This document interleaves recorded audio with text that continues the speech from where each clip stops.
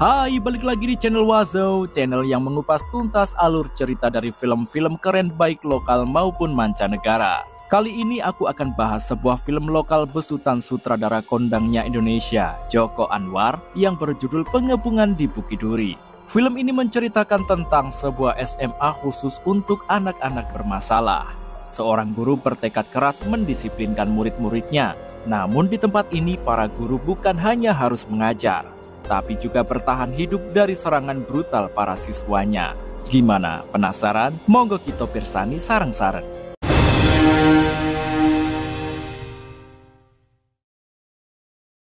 Cerita dimulai tahun 2009 di sebuah sekolah campur SMP dan SMA. Edwin, seorang siswa SMP berbakat menggambar, sedang membuat sketsa ketika Panca, seorang siswa SMA, memuji hasil karyanya. Diam-diam, Panca menyukai kakak Edwin yang bernama Sylvie, teman Panca, dan menitipkan surat cinta agar Edwin memberikannya. Namun Edwin menolak. Saat Sylvie muncul, Panca terlalu canggung untuk menyatakan perasaannya. Bel sekolah mendadak berbunyi lebih cepat dari biasanya, membuat semua murid bingung. Seorang guru kemudian masuk ke kelas dan mengumumkan bahwa sekolah diliburkan. Anak-anak, hari ini sekolah diliburkan. Alasannya mengejutkan. Kerusuhan besar sedang pecah di luar, dan semua murid diminta untuk segera pulang. Di luar sekolah, Panca sempat menawarkan tumpangan naik mobilnya pada Edwin dan Sylvie, tapi ditolak. Ia pun memilih ikut naik bus bersama mereka. Namun di tengah jalan, mereka terjebak kemacetan akibat kerusuhan yang terjadi.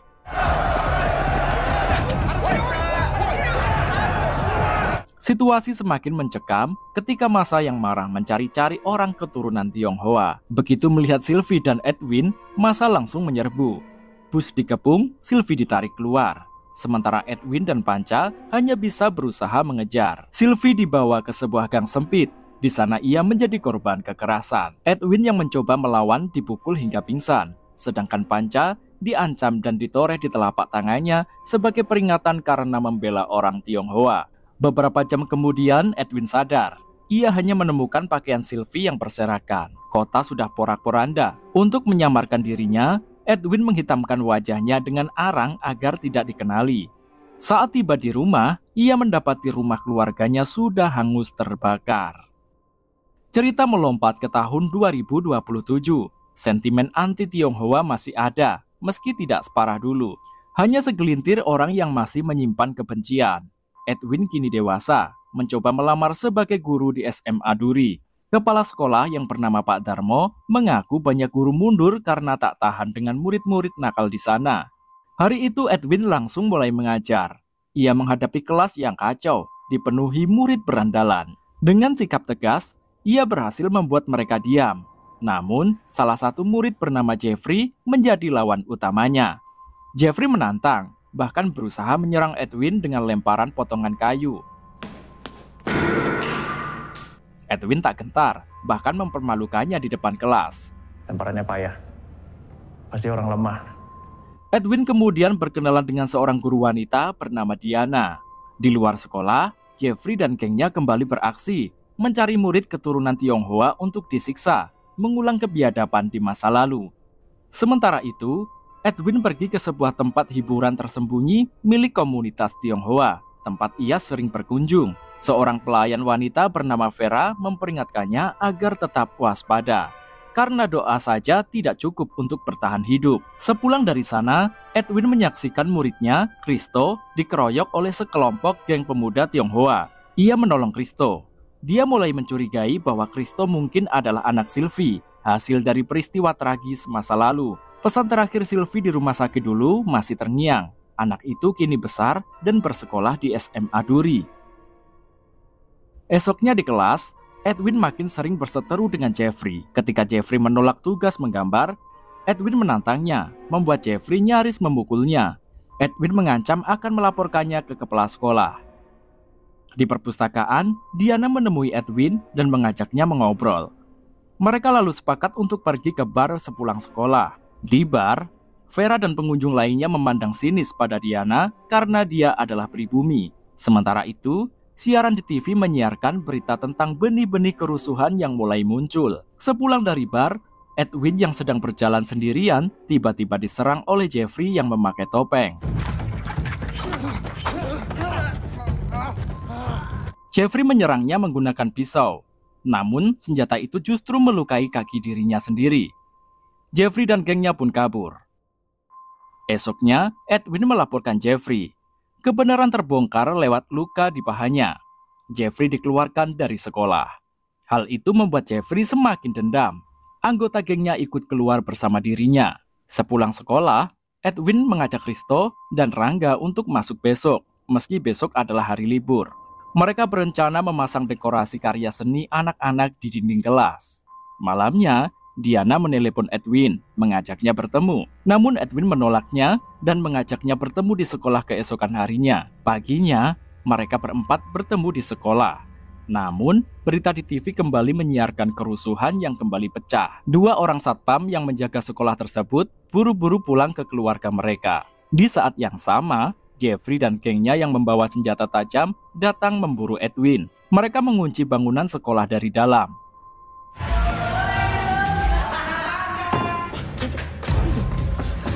Setelah adegan kejar-kejaran beberapa saat, Edwin dan yang lainnya berhasil mengunci diri mereka di ruangan hall. Pintu besi yang tebal membuat Jeffrey dan gengnya gagal mendobraknya. Mereka berempat ketakutan. Christo mengungkapkan bahwa Jeffrey pernah membunuh salah satu teman mereka yang selama ini dianggap hilang. Jeffrey pernah mengirim videonya ke ponsel Christo, tapi Christo tidak berani membukanya. Mereka akan melihat videonya, namun gagal karena tidak ada sinyal. Sementara itu Jeffrey dan gengnya terus berteriak dan menggedor-gedor pintu. Keadaan semakin mencekam ketika ayah Rangga yang bernama Abdul datang ke sekolah untuk mencarinya. Geng Jeffrey segera menyandra Abdul, mengancam akan membunuhnya jika mereka tidak segera keluar. Pada satu kesempatan negosiasi, Edwin berhasil menarik Abdul masuk ke ruangan hall. Hal itu semakin membuat Jeffrey murka. Di negosiasi kedua, Edwin meminta mereka agar melepaskan Abdul dan Rangga, dan dia akan menyerahkan diri. Namun ternyata, Jeffrey malah menyiksa Abdul, bahkan membakarnya hidup-hidup di depan mata Rangga. Saat mencoba kabur, Rangga pun terbunuh. Kekejaman Jeffrey semakin menjadi-jadi, dan bahkan salah satu temannya, Sim, yang mulai ragu ikut dibunuhnya. Di dalam hal, Edwin dan Diana mencoba mencari jalan keluar. Edwin akhirnya mengaku pada Diana. Tujuan sebenarnya ia mengajar di SMA Duri adalah untuk menemukan keponakannya, anak dari Sylvie. Firasatnya mengarah ke Christo. Mereka menemukan cerobong. Edwin berhasil sampai ke ruang security dan mendapatkan kunci pintu darurat. Sementara Jeffrey yang curiga mulai mengelas pintu hall. Edwin, Diana, dan Christo berhasil kabur melalui cerobong dan bersembunyi di ruang lab. 2 anggota geng masuk ke lab dan menghancurkan barang-barang di sana. Edwin menyerahkan kunci pintu darurat pada Diana dan Christo sambil berbisik bahwa dia akan memancing mereka. Dia membawa ponsel Christo agar mereka bisa saling berhubungan saat nanti mendapatkan sinyal. Saat itu, Diana menyampaikan tujuan Edwin tentang keponakannya pada Christo. Namun Christo menolak, mengatakan ayahnya orang Malaysia dan ibunya bekerja di luar negeri. Dalam aksi kejar-kejaran dan perkelahian sengit, Edwin berhasil melumpuhkan 4 anggota geng Jeffrey. Puncaknya, dia berhadapan langsung dengan Jeffrey.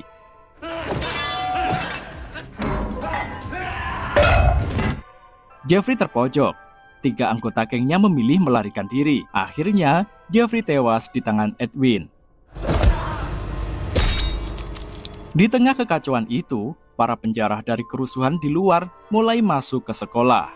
Saat itulah Edwin melihat sebuah video di ponsel Christo. Video itu adalah rekaman pembunuhan yang dilakukan Jeffrey sebelumnya. Dalam video itu, sang korban mengejek Jeffrey dengan menyebutnya anak keturunan Cina di mana ibunya diperkosa oleh warga pribumi. Seketika, Edwin menyadari kebenaran yang paling mengerikan dan tragis. Jeffrey adalah keponakannya, putra dari Sylvie, anak yang selama ini ia cari. Ia telah terbunuh menjadi perwujudan dari kebencian dan trauma yang sama yang telah menghancurkan keluarga mereka. Edwin, yang dikenali sebagai orang Tionghoa oleh para penjara, terpaksa melarikan diri. Ia berhasil keluar dari gerbang sekolah dan secara kebetulan diselamatkan oleh seorang pengendara mobil yang baik hati. Pengendara itu adalah Panca. teman masa kecilnya. Edwin melihat bekas luka goresan di tangan Panca, sebuah pengingat abadi dari tragedi di masa lalu. Namun, Edwin memilih untuk tetap diam dan tidak mengungkapkan identitasnya. Itu tadi Polo, alur cerita film Pengepungan di Bukit Duri. Film yang membuat jantungan gara-gara tingkah para murid spek berandalan.